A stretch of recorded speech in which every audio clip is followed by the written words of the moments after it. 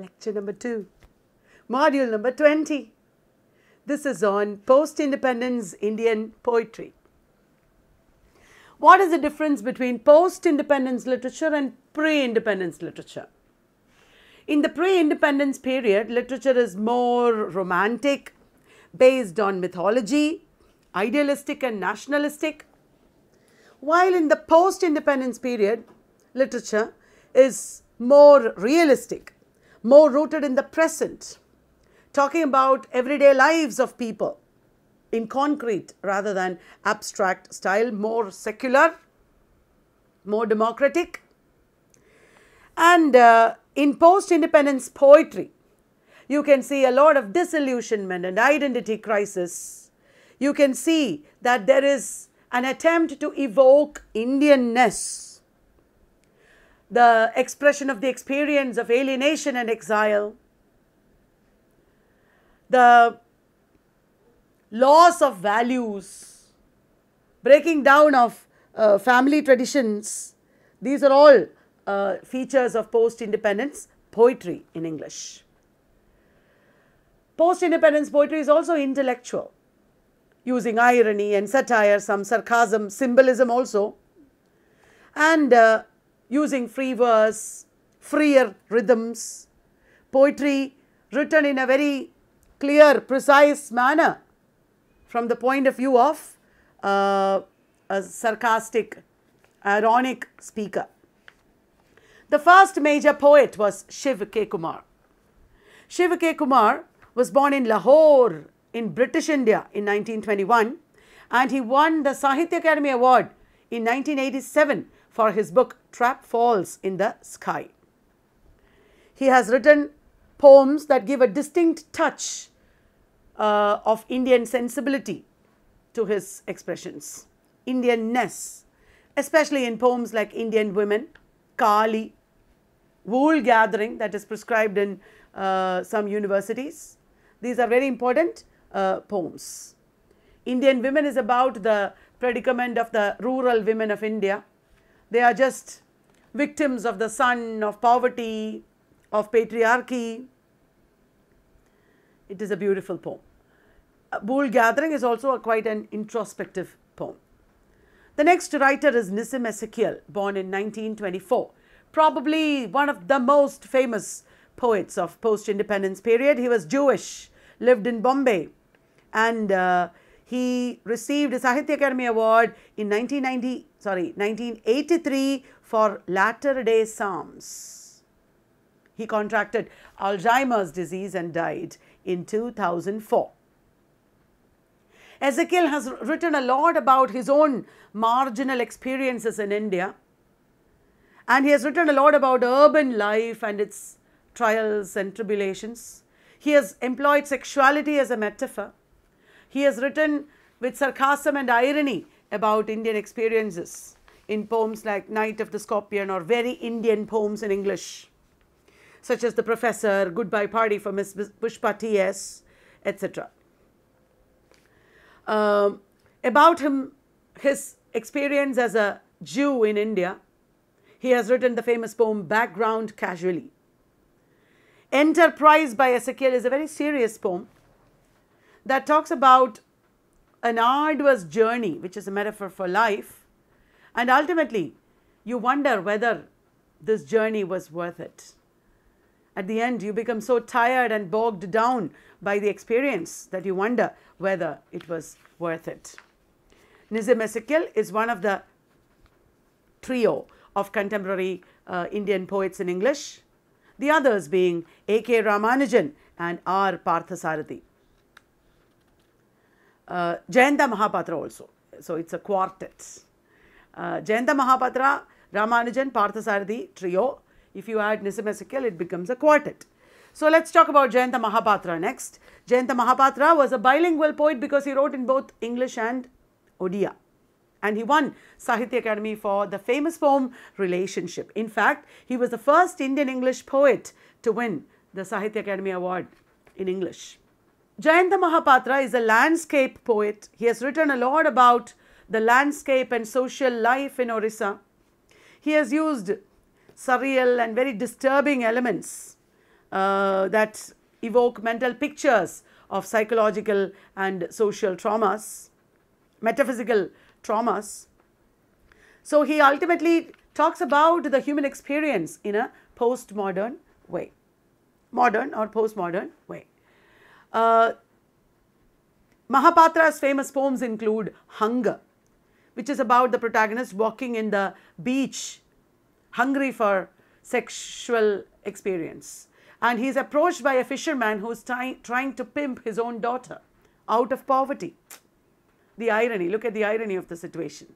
And the protagonist is shaken by this experience.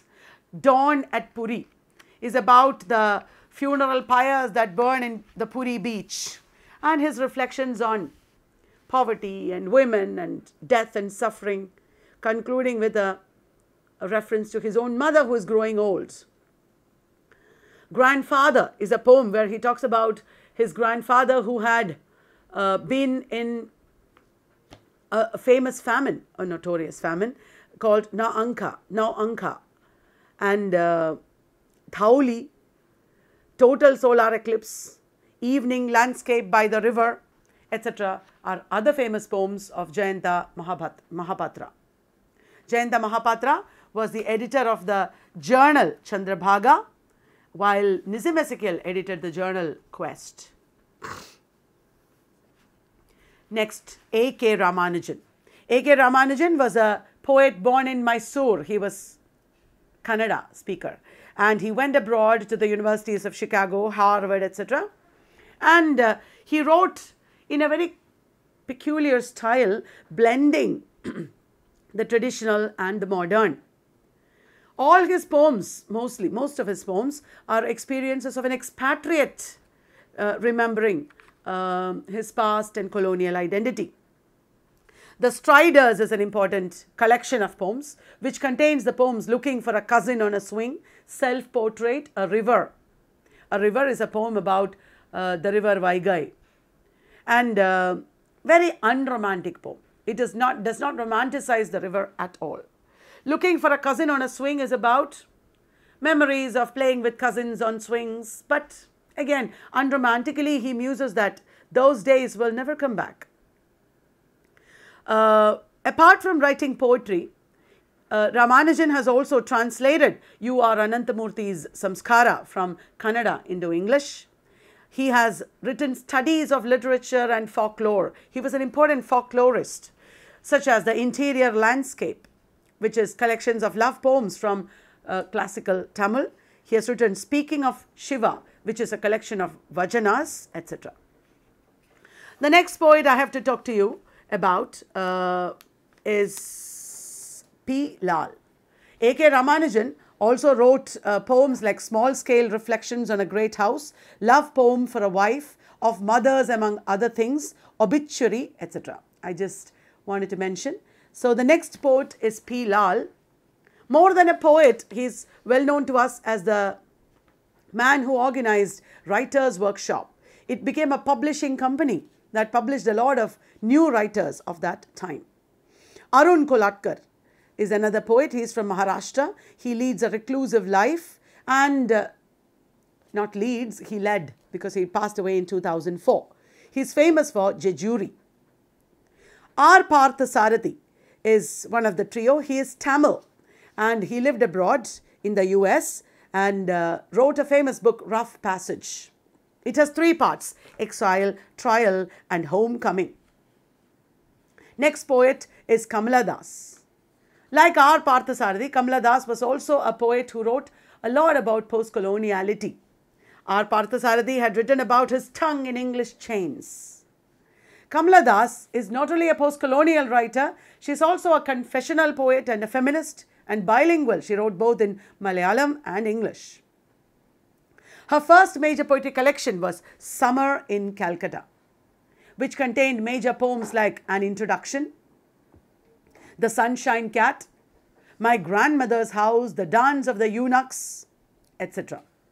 These are all poems that deal very deeply with a woman's experience under patriarchy, a post-colonial writer's experience of being in between two cultures, And she writes in a very powerful, bold style, as you can see from her autobiography, My Story.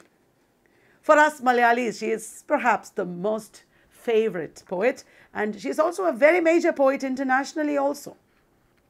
Dance of the Eunuchs, My Grandmother's House, The Old Playhouse, etc. are other famous poems by Kamila Das. Kamila Das later converted to Islam, and she was called Kamila Suraya at that time. There is a Parsi quartet of poets, K.K. and Daruwala, Adil Jussawala, K.D. Katrak and Jeev Patel. They are the Parsi quartet. K.K. and Daruwala got Sahitya Akademi Award for The Keeper of the Dead. He was a poet who used a lot of violent, surreal imagery in his poetry. The Parsis always write about their ethnic experiences, their traditions a lot. And so does K.N. Daruwala in poems like Fire, Hymn, Hawk, etc. Dom Moraes was a Jewish poet, and he became famous at a very young age. Dom Moraes has written an autobiography, My Son's Father. And he has also written quite a lot of poetry. I just mentioned Adil Jussawala as one of the Parsi quartet. His famous poems are On Killing a Tree, Forensic Medicine, Squirrels in Washington, Public Hospital, etc. A.K. Mehrotra was a professor, a very illustrious academic at the University of Allahabad. And he has also written the very major book, An Illustrated History of Indian Literature in English. It is one of the major textbooks that we should study for Indian English literature. A.K. Mehrotra has also written postmodern surreal poetry in collections like Middle Earth, Nine Enclosures, etc. Famous poems are The Death of a Sunday Painter, Songs of the Ganga, etc. I hope you are taking down all this and preparing your own notes, doing your own research. That is the way in which you should study. We are coming to the close of this lecture very soon. Agha Shahid Ali is a Kashmiri writer who lived in the USA. He died very early in 2001. He has written some ghazals. Call Me Ishmael is a book of ghazals that he wrote. And he has also written famous books, collections like Half-Inch Himalayas, Bone Sculpture, etc. Some of his poems I know are prescribed in syllabi. The Wolf's Postscript to Red Riding Hood. The Wolf's Postscript to Little Red Riding Hood. That is a famous poem from the syllabi. Even the Rain, Tonight, I See Chili in My Rear View Mirror. Other poems by Agha Shahid Ali.